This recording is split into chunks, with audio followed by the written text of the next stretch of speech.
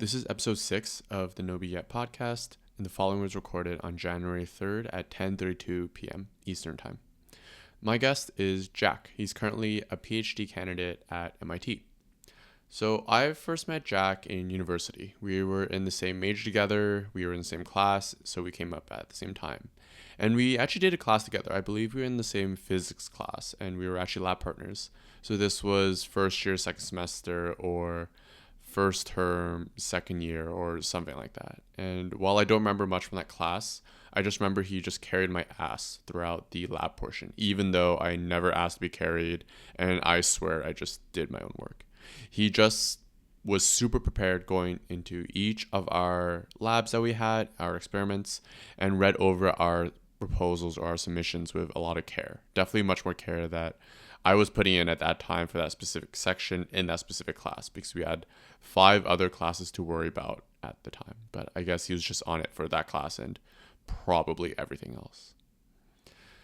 In this conversation, we talk about a lot of things. For example, we talk about the spite that he used to first get into his first impressive institution. He first did research at CalTech. We talk about the games he played to get into CalTech, into MIT, and the game of research. And we also talk about the perceived mystique of top schools. So strap in and enjoy this episode. So, Happy New Year. Yes, Happy New Year. We made it. You made it. Have any New Year resolutions? Oh, I don't really believe in resolutions. I sort of just take it day to day. I mean, it's so hard to keep a to-do list because, you make it and then you don't end up finishing half of it and get really demotivated. So, I don't make resolutions. Your to-do list or the resolutions? You don't No, get half of them. I make neither now. I just sort of take it on the fly. Yeah.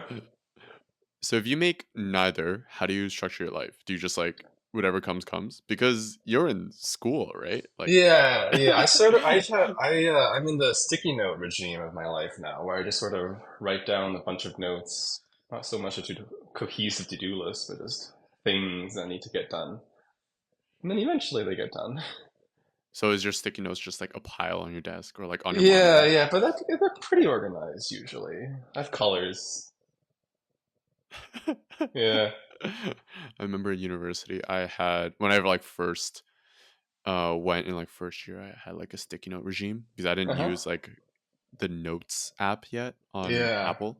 So Yeah. it's just like hella sticky notes on my monitor. Yeah. No, Just I have to think keep the track. the person impressing the most is I went to the office hours. This is the only thing I remember this professor by, but Komen Fang. I went to his office hours and he was making his to-do list on Vim. Like he was exclusively using his commands to like take notes of what we're saying of what he needed to do. It was equal parts impressive and abhorrent. That seems horrendous. I guess you could just practice Vim commands Yeah, like yeah, for the yeah. entire day, even just like normal Yeah, logistics. yeah. But I could barely pay attention. I was just watching him work his magic.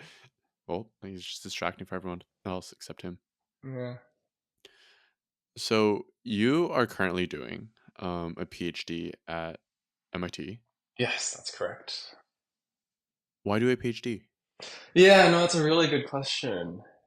It kind of started accidentally out of spite. I mean, without knowing it, you kind of had a little bit of a hand in it because my yeah, this goes way back in undergrad because my mom did a PhD, a really really interesting one in secondary education.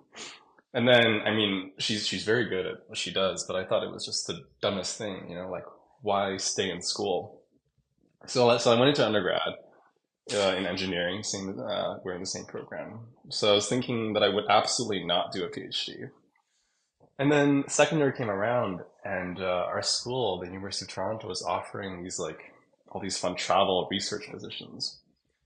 And so I applied for one in Norway because I've never been, and then I didn't get it.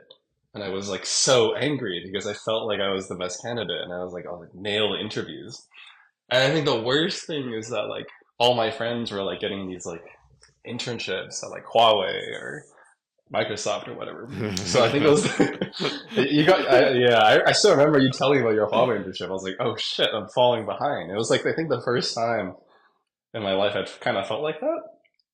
So out of like pure anger and spite at U of T, they had this program called the Exceptional Opportunities Program, where you could make them pay for your summer if you had an exceptional opportunity.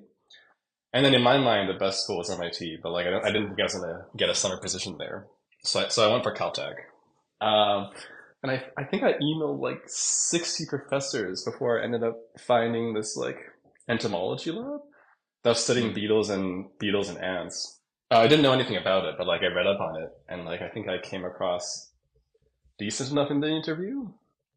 So I did that, and then that summer was actually really really fun. Where because when you're in school in undergrad, like science and engineering, they're very very boring and uninteresting. So I never could have thought that I could do a PhD. But that summer was really really fun. Had a good time, and so gave it a shot, and yeah, ended up here. It's funny how you say like you going to Huawei made me realize I'm falling behind because I remember like trying to get an internship. This was like second year.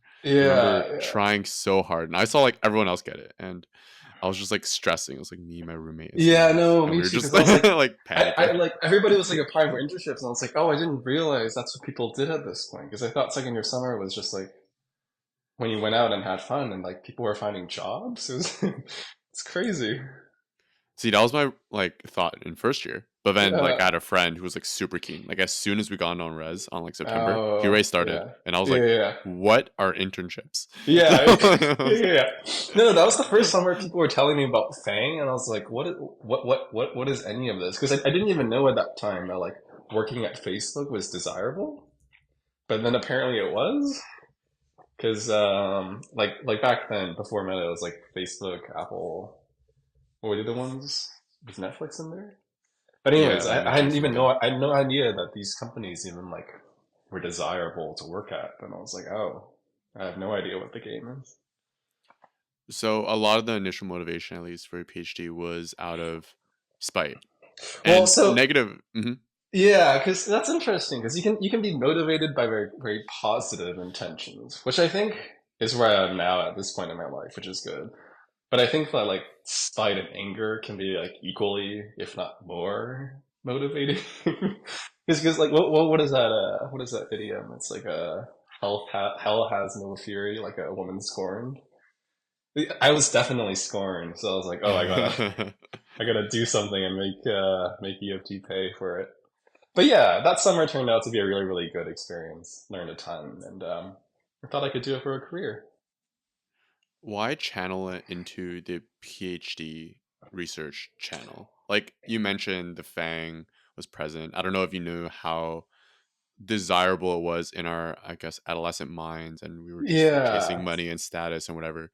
But yeah. why research and not like what everyone else was chasing at the time? Yeah, because like I feel like I can live my life without like too much money. Like my events expenses aren't great. So our PhD stipend at MIT, I think it's pretty generous. It's like 40,000, which is enough to live really really comfortably, even in somewhere like Boston.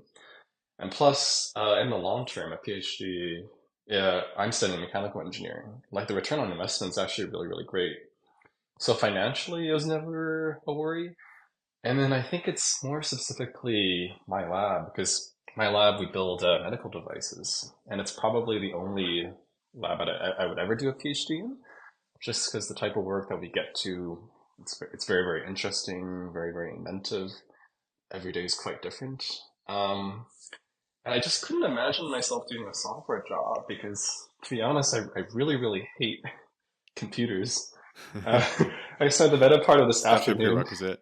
yeah, I mean, I Yeah. spent the better half of this afternoon swearing at Windows because I swear to God, uninstalling something is like an exorcism. There's like remnants of the I mean, spirit. technically, it is exorcism because you're like getting the spirit of the But no, program no, out of the it's computer. crazy. But it's like there's remnants of these little applications everywhere. And like, I don't know if you know this, but like Windows 11, they have like OneDrive default built in. So you have two desktops. Like one, so I just couldn't I think I know what you uninstall. mean.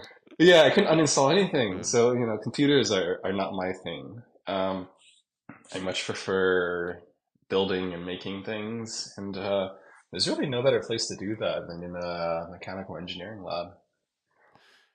So that initial research was Yeah, beetles and ants. it was beetles and ants, nothing to do with what I do now. You specialized in like robotics, if I remember correctly, right? Yeah, yeah, I majored in robotics. What was Yeah. was there just like a leap of faith of like beetles and ants? I got an offer. It's the only offer. I'm just gonna do this. Like it seemed Yeah, cool yeah. enough. I mean, I contacted every single. CalTech is not that big of a school. I think I contacted most. I definitely reached out to every single robotics faculty member, and none of them responded. And then this professor who did the beetles and ants was like a new assistant professor, still young, building up his lab. So he was like, he was young and not yet so indentured in servitude that he was still willing to listen and respond when an undergrad reaches out. So it was actually just really, really lucky that he happened to be interested in taking students still, and I serendipitously sent him an email. It was just a complete shot in the dark. And going into this like research of beetle and ants, so you got into Caltech. Yeah. You know that's a really good institution. In the back of my mind, is it still the spite of like, well, I'm gonna get to like the best institution because U of T didn't put their faith in me No, and all I these think opportunities. I think by then I feel like I like had gotten my little revenge. UOT paid me like 4K that summer to Mm, go have fun in Los Angeles. So like I felt like we were square. So after that, it really was just this is a really really interesting way to have a career. I can do things sort of be my own boss, be in charge of making new scientific discoveries. There's a whole romantic appeal to that, which I think sort of took over. mm, So it was really that like spark of interest Yeah, in yeah, maybe the process of beetle ants, maybe not the beetle ants yeah, specifically. yeah, yeah. No, but the very start was definitely just I needed to be even with U of T for denying me my fun summer in Norway. Well, you gotta spend in LA, and Yeah, hey, some people got argue LA is a little bit better than Norway. I don't know. yeah, yeah, Gotta be optimistic there. yeah, So you finish the summer, yeah. and are you thinking you want to do a PhD now? I Because did, there's and I still said, like a master's, right? That's kind of like a yeah. dip in the water, but not like you don't have to jump in. Yeah, so my thinking was a bit different because in the US, the master's and PhD programs are usually combined. Mm, You get very rarely, apart from like professional masters, like an MBA, do you have a terminal master's? Because once a school has invested in you, they'd really rather you stay and help them with their productivity. Like, for example, I cost my professor during my entire PhD and my master's I'm gonna cost him over $500,000 in terms of okay. like my stipend, my insurance, my tuition. That's not even factoring all the equipment that he has to pay for. So we're really really big investments, and so they want us to stay. But I think at that point, I was actually more interested to figure out how what an academic career looked like, and the market is just a complete shithole. I mean, you have my professor. He's the one that actually he didn't tell me this initially, but I got really really scared because to me he was like absolutely brilliant. He did some really really great work in his PhD at Cambridge, and then he did a postdoc at Columbia. So he was like a really, really top tier scientist. I love the guy. But he had to do a postdoc at Columbia for 11 years. No, sorry, not 11 years. I think it was 9 years. Yeah, yeah. He had to do like a Almost a 9 year, decade. yeah, almost a decade after your undergrad and your PhD to do Uh huh. another 9 year postdoc.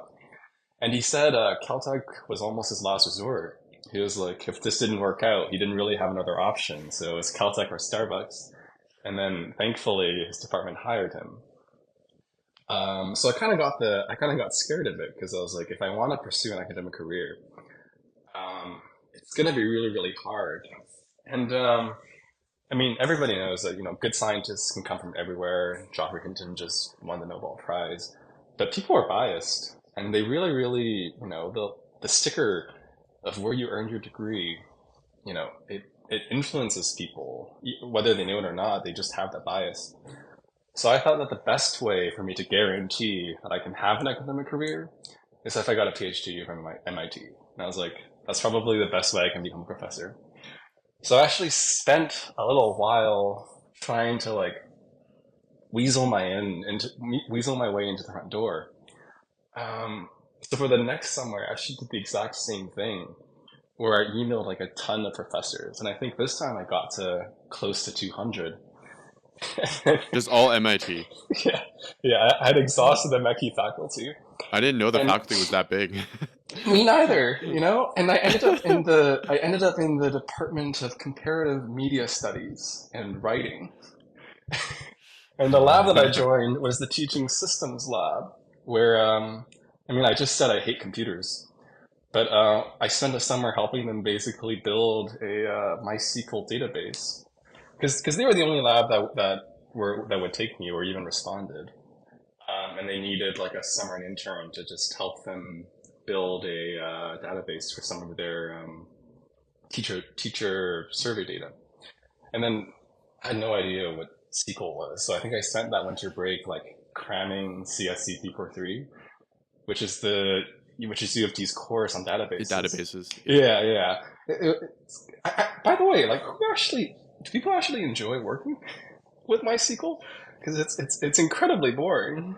I will admit the course that I took was much more fun than just like Oh, work. Like okay, now okay. work is just ChatGPT, tell me what I need Yeah, to write, and I just yeah, copy past that. yeah, Yeah, yeah. yeah. But this is before ChatGPT, so This it is was like before trying ChatGPT. to trying to learn the course. It was just like it was so mind numbing. But I think I managed it because during the interview it was actually technical, and they asked me to design it, write some of the. I mean, I've forgotten most of it all, but I had to like write a command, talk about like injection attacks or whatever. I don't recall.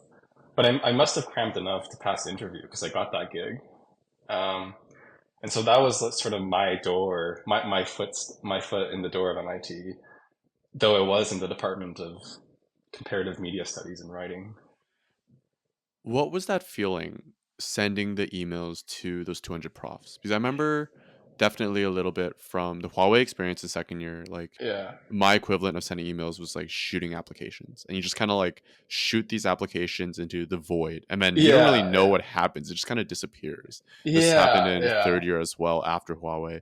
So, and there's like a lot of doubt, or at least for me, it was just like a constant back and forth of maybe I could do this, maybe I can't, maybe I can, maybe I can't. And then it's just like a constant yeah, back and forth, but no matter what you do, you shoot the next application. So what was it like for you shooting those emails? yeah. I mean, I feel like I just assumed that no one would actually read my email. So if anyone responded, even if it was just a no, it would already be a victory. Uh, Um, yeah, but I think I was expecting to hear back at least from one professor in the mechanical engineering department, and I did a couple months later for the professor of my current lab. He had asked me if after my summer position was over, I'd be interested in doing a PUI in his lab because and this is when like everything was just so incredibly lucky. I emailed him because he was in the Mechie faculty, and so I emailed everyone. And he happened to have taken a PUI student before. He saw my email handle, saw my CV, and just asked me if I would come back to Cambridge for PUI. And so that was sort of just my plan coming together and working really, really well, better than I could have imagined. what was that initial feeling like? Like when you received that mechanical engineering email, like from a Yeah, prof? yeah. I mean, I didn't really believe it, and I kind of I, I had almost lost the position over and over again due to like a number of reasons, and so I just kind of didn't quite believe it was going to happen and that things were going to fall apart, and it really did almost because of COVID. Our lab, we build medical devices, so everything has to be done in person with your hands. Mm. And the start of my position would have been 3 months after lockdown, and so I was. I mean, I have a tendency for catastrophic thinking, so I kept on thinking that like eventually something's gonna fall apart and this isn't gonna work, and it almost did because they almost canceled the position due to the COVID lockdown. So it was kind of like a moment of euphoria of receiving Yeah, the email, and then it's like, oh yeah, fuck, here's yeah, like but like, everything else. yeah, more just complete disbelief. Like, I didn't really fully believe it was gonna work out, but yeah. And I think the reason why is because a couple weeks before that, a different professor in the department reached out. I still remember her name. I'm sure she's fantastic, but I'm still angry about it. Is that Some of the spite's still there. some of the site's still there? I Motivates swear you. it's a great motivator. It is.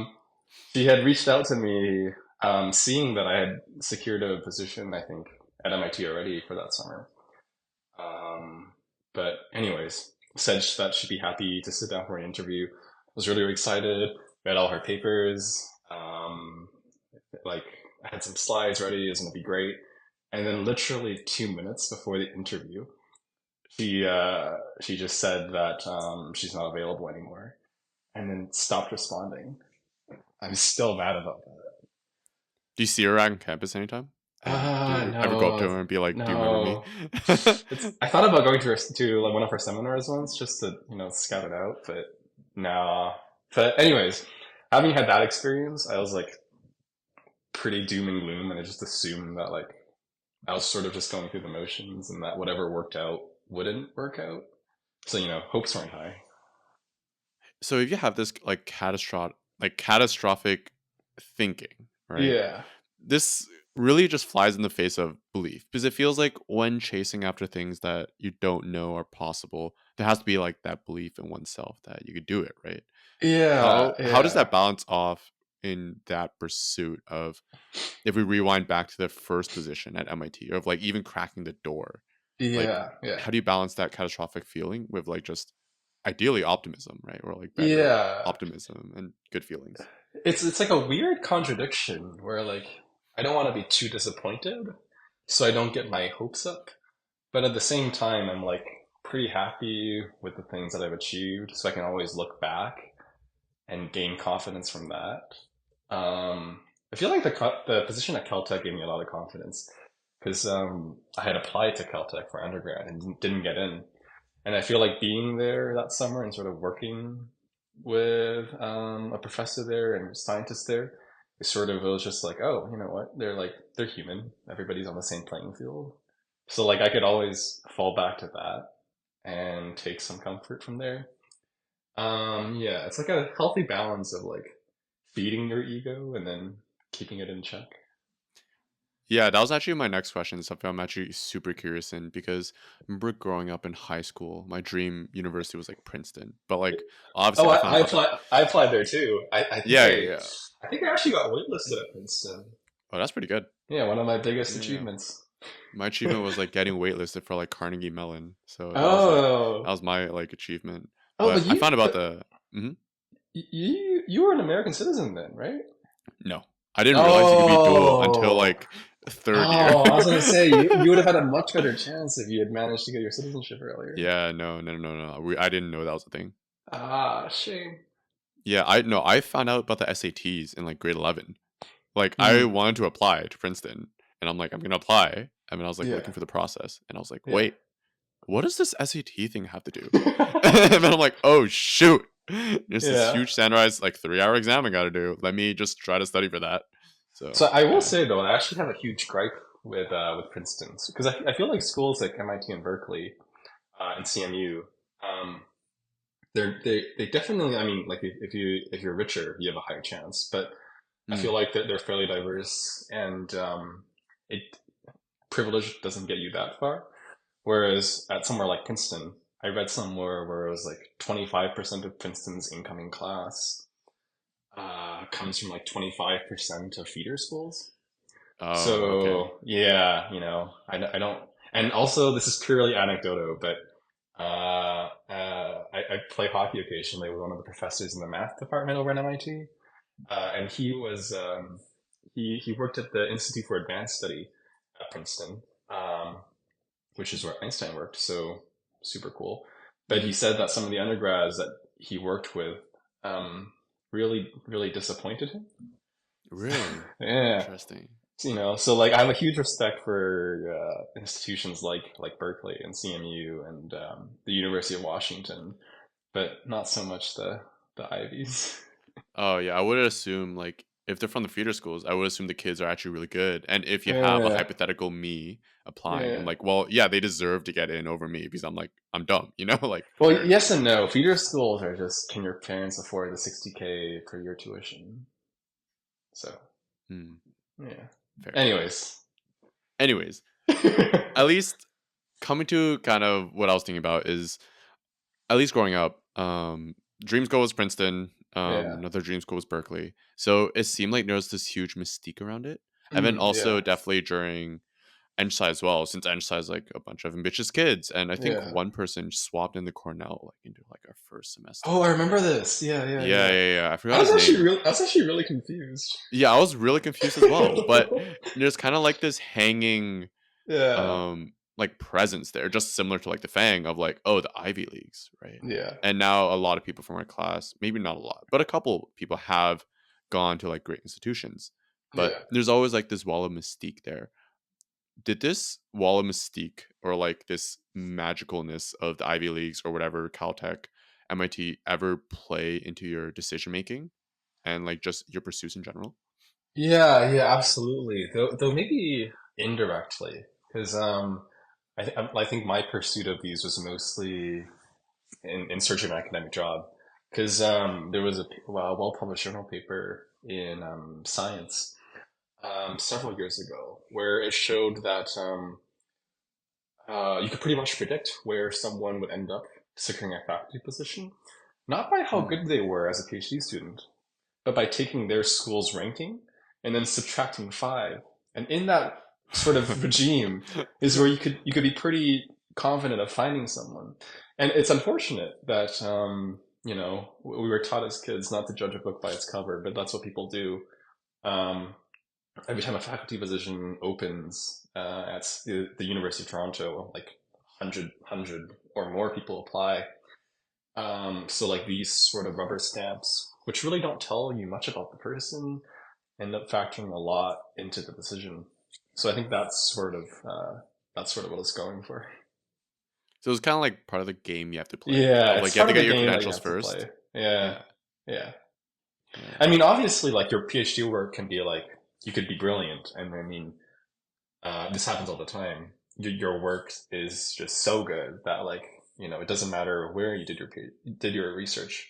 Um, it's head and shoulders above everyone else that you can work at whichever university you please. But so few people are capable of that, and even people that are brilliant, research is volatile. You never quite know if you're headed down the right direction. So like maybe you just picked wrong. It's like a perfect combination of just Yeah, talent and just yeah. time, effort, and then just luck as well. Like lucky Yeah, obviously. yeah. And I think Yeah. more and more I've appreciated like how important it is to be at the right place at the right time. Like obviously a prerequisite is, you have to work hard and uh, achieve the goals that you set out. But I went to the seminar, I think it was the head of device development at Novo Nordisk. And one of the early startups that he tried to make failed. And it failed off of a 50-50 decision. Um, as a public company, he had to like say explicitly what their endpoints were going to be in their clinical trials. They had two biomarkers that they could pick, and they picked one over two, Mm. and they picked the wrong one. The one of the two was really really good, and it was not theirs. But the fact of the matter is, when the reporting came out, the trial has to be reported as a failure, and so the company failed despite them having like an amazing product and really really good tech. Um, so yeah, I mean, luck is a huge part. You really have to be in the right place at the right time. Yeah. That's like that example is like the pinnacle of luck. At least maybe this is me trying to give sense over like a fate or like something that I can't control, but at least it was always my belief. And this was Yeah, reinforced from like applications of like yeah. the more work But I do, the luckier I get. yeah, exactly. And then onto that sentiment, I think there are ways of like putting yourself into the right place as much as possible. Um, but yeah, I agree with you. I think that the more work you put in, the luckier you can get. Yeah, yeah, especially, but it's hard. It's like it's hard to keep Yeah. positive. Did you ever get like cynical over your process, even like in NSci, like even in a major? Because that was a lot of work too. So you had school and then you got this Yeah. PhD Yeah. research application thing. Yeah, I feel like I hit both ends. Like, at one point I was cynical. At a different point, I think I was borderline delusional. Uh, cynical was for sure. Was for sure Enchsai. Like, oh my god. I looked. I'm back in my home in Edmonton. I'm looking back at some of my old notes. Have you looked at like our quantum notes? I don't remember a single thing I've written down. Like it does. Oh, I I didn't can't know. even I'm gonna believe look I that down. wrote it. But even something like Civ 102, like from the intro classes, a lot of the things I don't even recall. But yeah, I feel like undergrad makes a lot of people cynics. Um, but on the other end of the spectrum is delusion. After I'd done my PUI at MIT for a Mm. year, and I felt like I had a pretty strong CV, I was so confident that I would get in for my PhD that I only applied for I think like 3 schools, maybe. Because I was so confident that I would get in. Uh, And then, I mean, I did, but like that is not the right lesson to take in because looking at like some of my peers who like might have struggled or compared against other students I get in, I think I was like, you know, luck played a factor too, you know. So, been around the block everywhere from being a cynic to being delusional. do you believe in some sort of fate or something like that? Since for you, it seemed like a lot of things. Obviously, there's like the huge panic, right? And there's like the Yeah, spite, yeah, and there's the motivation, but yeah, many things just fell into place, right? It was yeah, like yeah. it was luckily like you found your interest in research with that one placement at CalTech, right?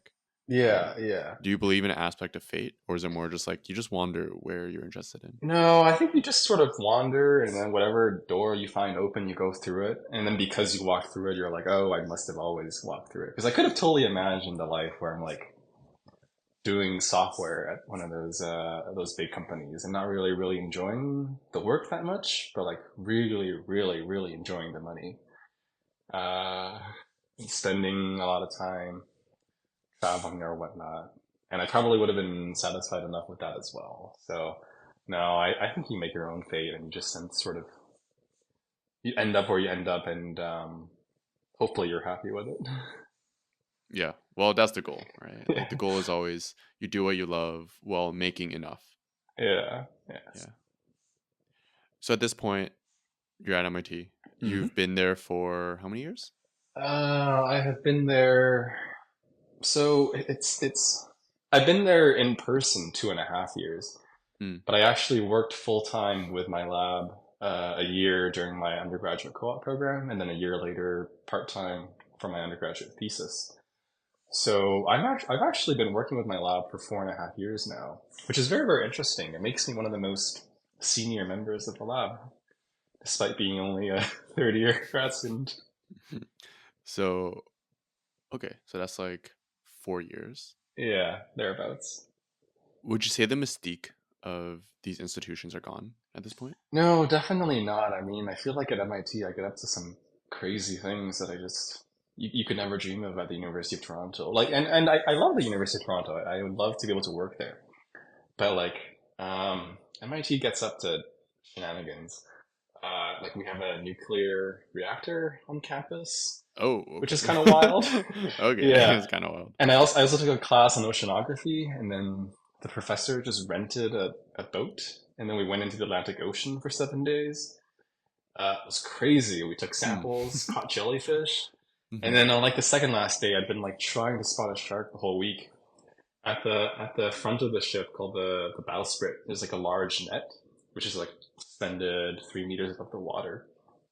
And on the second last day, this ginormous shark with like twice my wingspan swam like right underneath the net in full Jesus. view.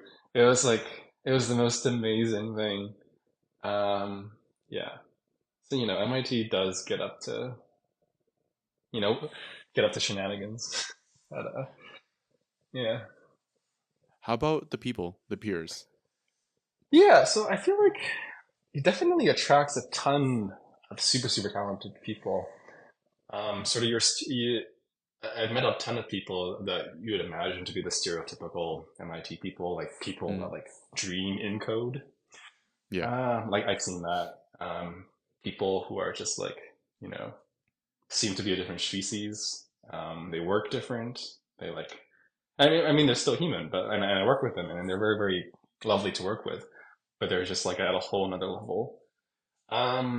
But that's actually, a small number of people. Other people I feel like are just, regular people, much like myself, that sort of just work their way there and they're making the most of their opportunity. Um, so I'd say the vast majority, are just regular Joes that worked hard to get there. But there is like a sizable number of people that are just like clearly geniuses.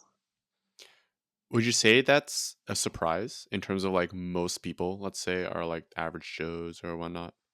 Yeah, I mean, not Obviously, really, when because I we're talking feel about like, average Joe, we're not talking about like just average. Like yeah, society, there's definitely like a skew towards people who are yeah, academically vigorous and but so on I and so also forth. feel like it's comforting that like that you can work hard and get somewhere.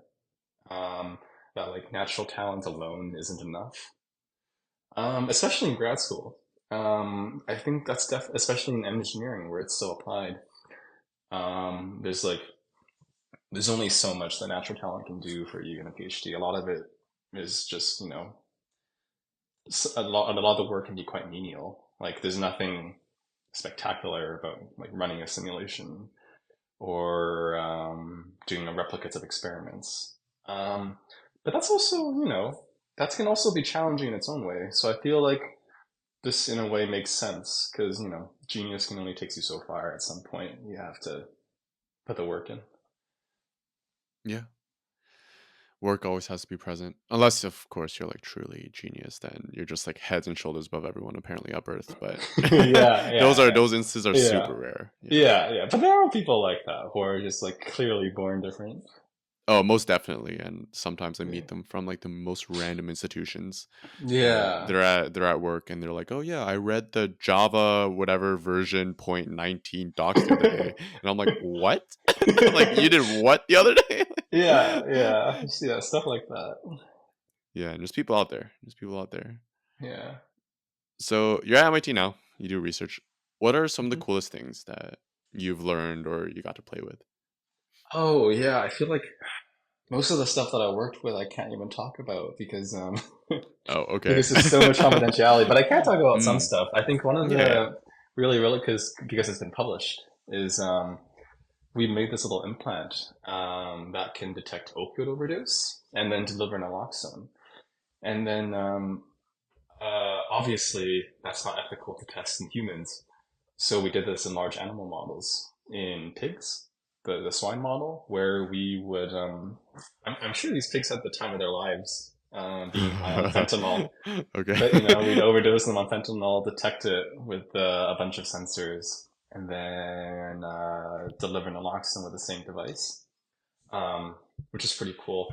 That was actually the first time in my life that I've been involved in like a race, because like unbeknownst to us, a different group at Northwestern was ready to publish at the exact same time as us.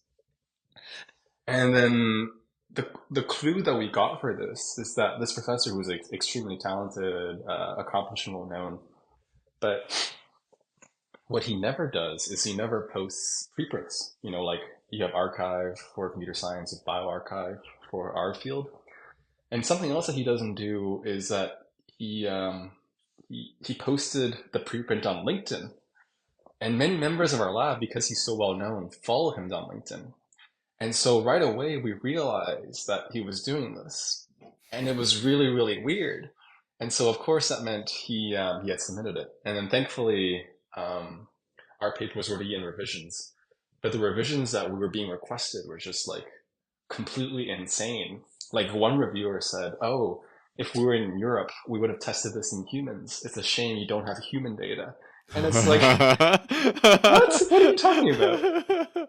Europe has like way more stringent regulations. How could you ever possibly overdose someone it was just Like on purpose. it was just the most insane stuff.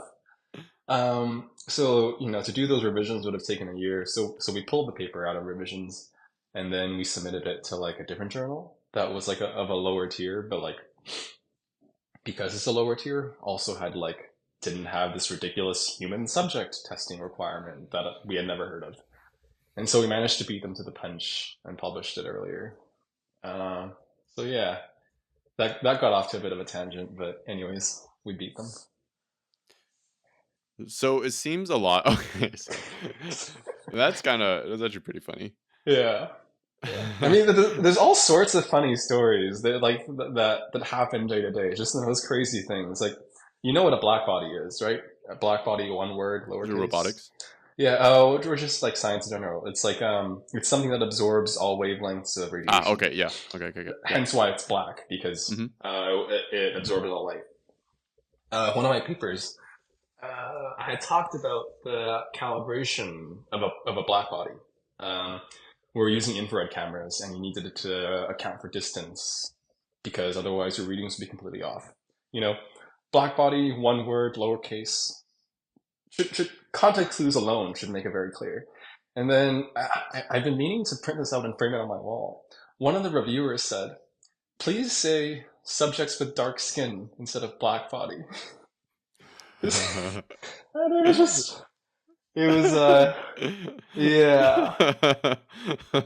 I don't even, I just, in a really, really good journal too, Nature Biomedical Engineering, so like, I don't know what was going on.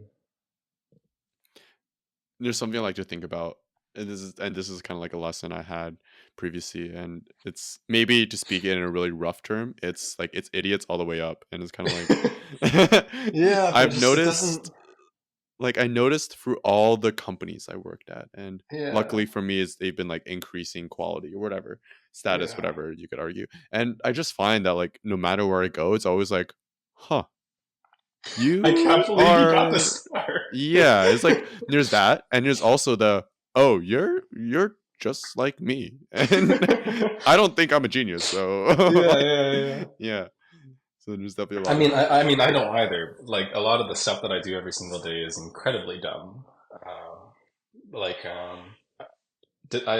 one of the most dumbest things is like, designing like a part that's meant to be screwed together, Hmm. but then for like the screw insert to like make it 8-sided instead of 6-sided. Uh-huh. So like, not there is no such thing as an 8-sided head or a screwdriver, so it just can't screw in.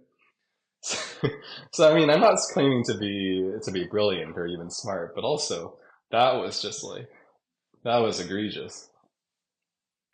Ooh, one thing I'm curious about then. Yeah, So in these like moments, in these yeah, weak moments, yeah, does the feeling of imposter syndrome ever come up? yeah. I mean, so I sort of accepted that like I am not one of those geniuses that like dreams in code or like I'm going to like cure cancer. But also I feel like um, wherever you've ended up, as long as like you sort of know what you're doing, you're trying your best, it's like I think it's fine. And imposter syndrome always sounded weird to me because for someone to claim to have imposter syndrome, it implies that they themselves know that they are not an imposter. By definition of the syndrome, is that they actually think themselves to be talented and have this like fake sense of being an imposter, which always seemed weird to me because like if you know it's an imposter syndrome, then you must have some confidence that you're not an imposter. So it never made sense to me. But like I've never felt it too much. Definitely on occasion, but I feel like just trying my best to get by. So could someone else in my position do a better job? Probably, but they're not here, so they can't Mm, judge. yeah, that's well said. Yeah. How do you think about progress now? Is a lot of it just like let's publish the most amount of papers in the most high quality journals? Yeah, so definitely. I mean, that's how you're going to build up your career when you submit your packet for a faculty position. you need to have 3 papers, and those 3 papers need to be first author, and they need to be in a really, really good journal. It's fascinating. When you go to seminars and the professor gets introduced, they get introduced by their name, where they did their school, what their research on, and where they've published. So one professor who I went to dinner with, she was like, I published in Science over 3 years ago, and every single time they introduce me, they still say, and Dr. So-and-so has published in Science. So absolutely, it matters. But I think the good thing with my professor is that he's already published in Nature and Science more than enough. So those are the 2 top journals in all of scientific publishing. He's done it enough where papers don't interest him so much anymore because, he's done it, he's got tenure, whatever. He's much more interested in the translational side of things, which is that, we can build medical devices in our lab, but if they don't end up helping people, then we're just wasting money. So he's super, super big on bringing devices over to clinical trials, testing in large animal models wherever possible. Right now, I'm engaged in a clinical trial and writing another one up. And I think this is a lot more interesting.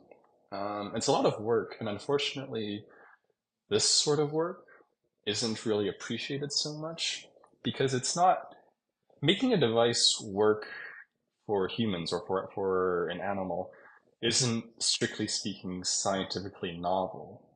Technically, it's very, very difficult because it's very, very easy to make anything work on a bench. It's very, very difficult to make that work in a living organism. Engineering, that becomes an extremely interesting and challenging problem. But scientifically, is not as interesting because it's not like a groundbreaking new invention or something. So it can be a bit frustrating where, half of my time seems to be spent making things work, but not necessarily being appreciated for that within scientific literature. But at the same time, it's very fortunate that I'm in a lab where at least my professor recognizes that as being very, very important.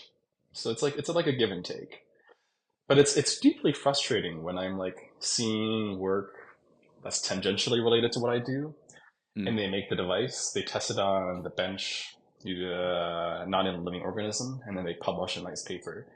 Because like, one, there's a huge number of limitations which like are immediately obvious and which they would find out if they ever tried to test it in a living organism. And second, because my professor would never let Never that do that. fly. Yeah, he would never accept that. So, anywho. How do you balance between like the actual impact of what you want to do, like, and this is probably what your professor now is optimizing for, Yeah. versus like playing this game of getting the papers out, putting them in journals? I would assume Yeah. they're relative proxies. Like if you make high impact, it probably would result in a really good paper. But there's Yeah, probably yeah. some like kind of manipulation that you probably do also to make a good paper Yeah, but have no impact. definitely. I think um I think I've realized initially I thought this was going to be more challenging, but then more recently, the professor that you tried to publish the paper with matters. Like I said, the top journals are Science and Nature, and there's literally another fascinating study, which says to publish in Science and Nature, you must have first published in Science and Nature. What Okay. that means is that there are very rare cases of a researcher breaking into this like game of scientific publishing at the top tier journals, unless they're accompanied by like a seasoned veteran who bring them along for the ride at least for one Okay. paper. Uh-huh. So like because it's impossible to double blind papers. Very few people do the same work, at least if you're trying to do something interesting. So like it's very very obvious like who's writing what. I mean, some of my more seasoned colleagues, they can even tell who wrote the reviews, which are supposed to be anonymous, just based on like the style of the Oh. writing. Because Uh-huh. it's a small world. There's so few people in every given specialty. So like again, going back to like the unfair biases and the boilerplate and the stickers, all these things shouldn't matter, but like it's part of the game, and it all ends up factoring in. Does it feel like there's always a repetition because it was like, oh, the other Ivy Leagues are easier to get into once you break into one, or once you break into one institution. At least I know for Fang it's like as long as you break into one somehow, the rest are like easy to get to. And then now it seems like okay, you just need to break into the journal, and you just like Yeah, it's much easier. yeah. So I haven't thought about that too much because I'm very, very happy with my institution. So the funny thing is, I spent so many years at the University of Toronto. I've never actually done research at U of T. I kept on trying to get out, but now that I'm at MIT, I was actually invited to go do an exchange in Singapore a while back, and I had to turn it down because of the timing. Um, Now I find it's very, very difficult to get me out of Cambridge. Was Yeah. this the first year Uh, exchange research thing at U of T, or is this like No, from this MIT? this this is like a colleague who I respect very much and had a great working relationship with, who's a professor now at Singapore, and asked if I'd be interested. And I really was, but it would have been too difficult to work out timing wise. Hmm, cool. Yeah, Gonna round out with my last two questions, and I think yeah, go these for are it. the ones I asked to all my guests, aka you and the first guest, like all my guests as in two. I'm still working with how to best land this ship. I still think you should end with an instrumental. I mean, we'll then have to go figure out the instrumental. Yeah, I'd like an instrumental. It's like a stylish way to Maybe sign off. I think yeah, I think it's a good way to sign off, but I don't know. I'm gonna go like pick up my trumpet that I haven't played in like 8 years and just blast it in the mic. I Find a feel like you've beat on told me YouTube or something. multiple times that you can play trumpet, and I'm surprised every single time. Didn't you play trumpet too? No, no, No. I played oboe and saxophone. Oboe and saxophone. I didn't even know oboe was choice. Oh, so oboe. We had the our school had the Christmas saxophone debacle of like '07 or something, where like our band teacher mistakenly let first years play saxophone, and when you're not good at saxophone and you have no control, you just sort of drown out everyone else.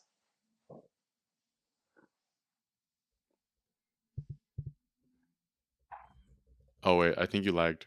Oh, where did you lose me at? Christmas saxophone debacle. Yeah, yeah. So like my grade seven band teacher mistakenly let a bunch of like grade seven students for the first time play saxophone at a Christmas concert. And when you're not good at saxophone, you just sort of sound like a duck and you cover everyone else. So all everyone could hear that Christmas concert were these blaring saxophones that were all out of tune and squawking. So since then, she had the rule that nobody can play saxophone unless they had 1 year of experience on oboe or clarinet. Oh, okay, so oboe had to be played. It was a Yeah, requirement. yeah. Yeah, cool.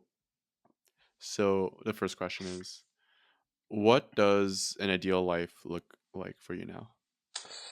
Yeah, so I've been trying to figure out how to make this happen because there are some professors who also have an industry position. Um, so they're paid super, super, super well, but they're also able to run a research lab, teach, talk at conferences, do all the fun things that a professor does. So like I would really, really be interested in finding out how to do that. Like if I could be a professor at U of T while also having like a scientist position at Sanofi, that would be sweet. Is there the temptation of like just money and stuff there?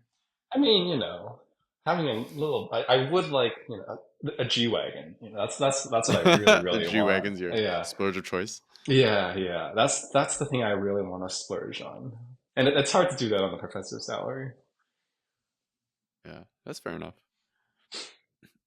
And what is something you want to tell your future self if you ever get over listening to your own voice and coming back and listening to this episode? What is a message that you want to relay to your future self?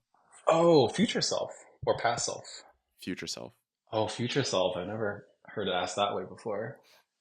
Um, I don't know. Try to have some fun because I feel like my whole scheme to get into MIT was like a 4 year plan, going back through these internships and positions, whatever. And now that I'm here, I feel like on most days I try to enjoy the moment, but it's hard sometimes. but because I feel like once you've like set a goal and you've achieved it, it's hard to just enjoy it. But I feel like you should. So like I don't know where I'll be in the future, but like you know, just take a step back and see, remember how we got there, and just enjoy it and have some fun. Don't take things too seriously. Smell the roses. Yeah, yeah. They say the grass is greener on the other side, but it's always greener on the other side. Even if you cross over, it'll be Even from greener your where own you came from. experience so Yeah. far, does it seem greener now that you're on the other side of a lot of things? It's definitely, yeah. I'm really, really enjoying where I am right now. I get to do a lot of super, super fun ththings, crazy things, uh, things that I hope I can talk about in 20 years when you have a sequel for the podcast. 20 years is a So long time. yeah, yeah, Yeah. yeah. But for sure, greener and having a really, really good time. I'm glad I graduated from EngSci, but I am not glad that I did EngSci. Wait, okay. I can't leave it there because I'm actually curious about this. Why do you have regrets? Why do you have regrets there? Well, I don't have regrets about doing EngSci because like Okay. clearly it got me to where I want to. Yeah. I just hated it for most of the time there because like one of my good colleagues now, he did his undergrad at Yale, and it sounded like so he was actually more productive than me during undergrad and like published a couple of really premier papers. But his entire undergrad, he was like going to the college football games, raving at parties, and other things that one does at Ivies that I won't talk about. And then at U of T, I like, what did we do? We like studied. But do you feel like there's value in that? At least maybe I drank too much of the Kool-Aid because in my head it's like, oh, Einstein taught me how to grind. So then now I'm not like scared of work. No, I mean like not really, because it's like No. what did we learn from the grind? Because like, do you remember anything from second year undergrad? Not anything specifically other than my robot not Like working. The can neutral you one. can you write even like one line of Verilog right now?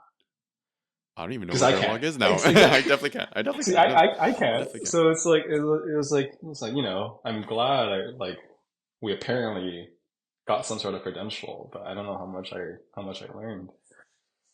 Yeah. Well, I mean, for me, I always thought the value of the program is not in the knowledge because I definitely didn't retain anything, No, I but it's absolutely from the agree. process. Yeah. It's the process. It's like learning how to learn, learning how to figure things out, learning how to be confused.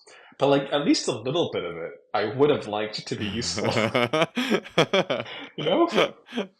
That's true. It's like, why run this marathon if I'm not gonna actually Yeah, like come out at the yeah, end of it with like something valuable other than, oh my god, I taste my blood. yeah. Like it would have been nice to like. I agree that not everything we learned needed to be directly applicable, but like, could some of it have been applicable? Would have been nice. Would be a better sell. Yeah, yeah. Maybe I can end it off here. Yeah, Does I it can. ever? Okay, one last end it out there. Does it ever feel like you made it? Oh, absolutely. Like I said, I've been like thinking about years of how to be in the spot that I am now, and it's also incredibly lucky that I did end up so my lab, in my opinion, is like extremely positive, great working environment, but like that's actually not the case for many labs. Like I've heard like the most insane stories of like grad students being abused, like not physically, but like emotionally. Mm. Some professors like clearly keeping their lab hostage at 4 a.m. on a weekend, and then taking a selfie and posting it on Twitter, saying how proud she is that everyone's grinding so hard. So I think I definitely made it, but also made it to like in a way that sort of exceeded expectations. Because PhD life is not necessarily the most enjoyable if you ask around, but I have a really really good working relationship with my professor. I really really like what I do day to day. Yeah, so exceeded expectations. See expectations. It's a good way to Yeah, live. yeah, good way to live.